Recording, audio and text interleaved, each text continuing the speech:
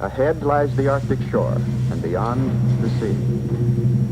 And still the little animals surge forward. Their frenzy takes them tumbling down the terraced cliffs, creating tiny avalanches of sliding soil and rocks, and seemingly indestructible lemmings.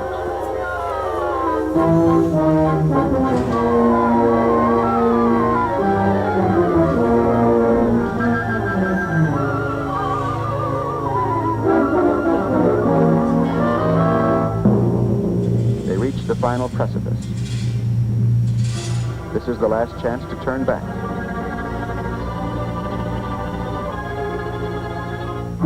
Yet over they go, casting themselves bodily out into space.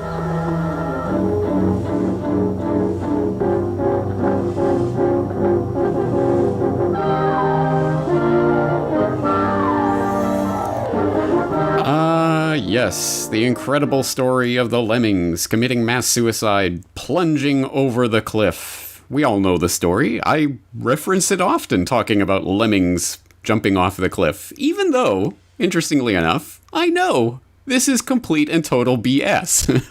And this is something I've known for a very long time. I remember hearing about it when I was a kid. Yeah, this isn't real.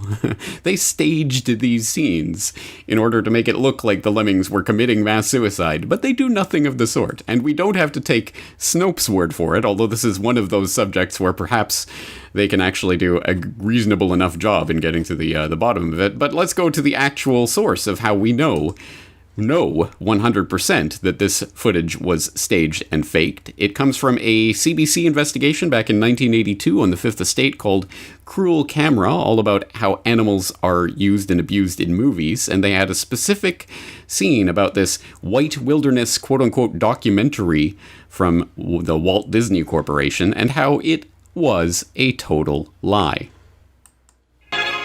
Bill, you worked on a film called White Wilderness, Disney film.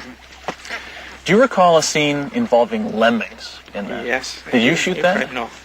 There were about 3 cameramen working on that. So what did you hear about the lemmings? Can you recreate the scene for us? Do you remember? I know it was taken. It was a recreated thing done in Canmore in Alberta. You say recreated, how? Well, they built a set. It looked like the Arctic. And had a nice painted sky for a background. And bought their lemmings up in Churchill. The Eskimo kids run around caught them at 25 cents a piece and shipped them all to Canmore. And they made a little thing like a turntable and ran the lemmings around and filmed the lemming migration to the sea.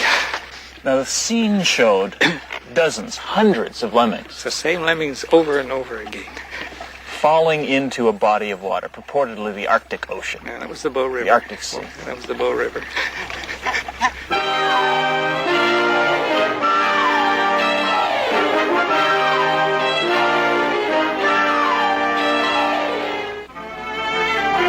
It's not given to man to understand all of nature's mysteries. But as nearly as he can surmise, it would appear that the lemmings consider this body of water just another lake. And if it's a lake, then it must have a farther shore. And so they strike out boldly.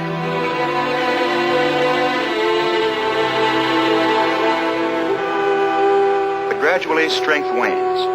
Determination ebbs away. And soon the Arctic Sea is dotted with tiny, bobbing bodies. The water in which those tiny bodies bobbed flows under the ice behind me. Not the ice of the Arctic Sea, but the ice of the Bow River, which runs through downtown Calgary, about 1,100 miles south of the Arctic Circle.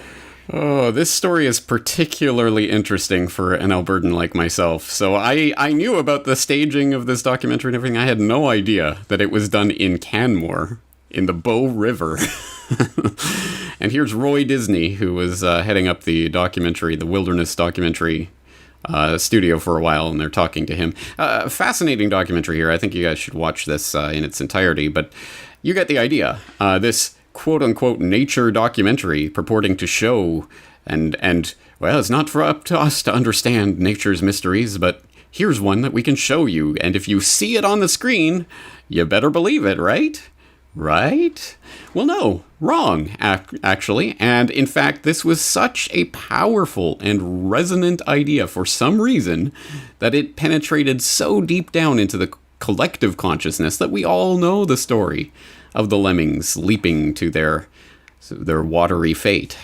Well, isn't that strange? Isn't that odd? And isn't that a bit disturbing? Well, it can be. And there was this little exchange from the polar bear hoax propaganda watch that we did last week, where user Duck said, "Don't forget the story of how lemmings kill themselves, aka let's throw some rodents off a cliff and film them drowning," which fooled several generations of school kids. To which a Corbett Report user Man Bear Pig replied, "Oh my god, just checked. I was one of those school kids. I thought my 9/11 awakening was rude. This is just, I mean, not only did Disney lie, but as you said, the animals were herded over the bank of a nearby river and unceremoniously chucked into the water where they drowned. And if that isn't bad enough, animal cruelty was tragically common," and it goes on about that. And then Man Bear Pig brings up the fact that, well, actually, this is another form of insidious propaganda. And she mentions a couple of old documentaries, Real Bad Arabs and The Mickey Mouse Monopoly, that deal with these types of ideas and how they can be, how we can be embedded with certain propaganda through the outlet of film and media generally, but film being particularly powerful in embedding these types of fake stories deeply into our subconscious. And yeah, it's kind of tongue-in-cheek, a little bit joking. I was one of those school kids, this has ruined my childhood. But it's true.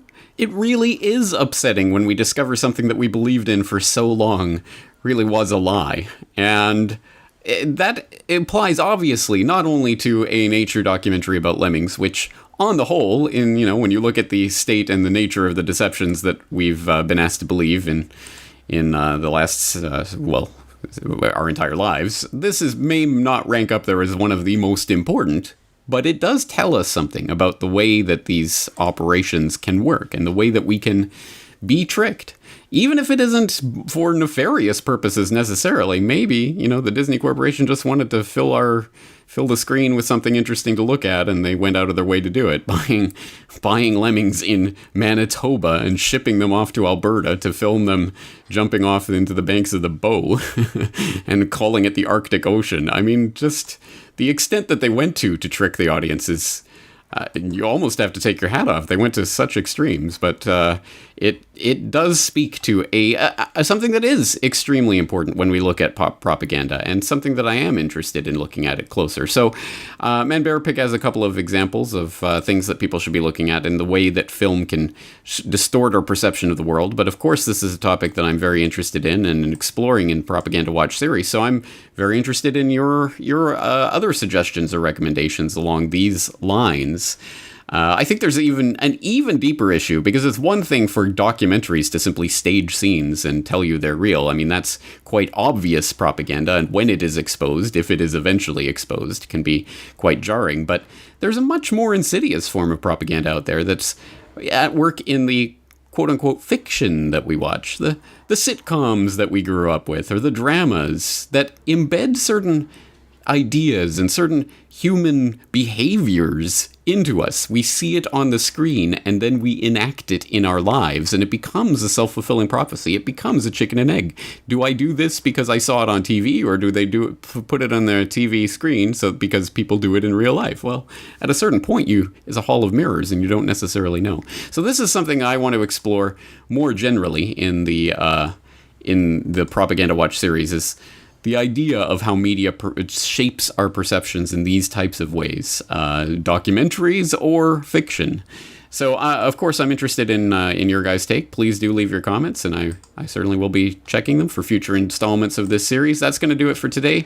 That is your edition of Propaganda Watch for this week. Looking forward to talking to you again very soon.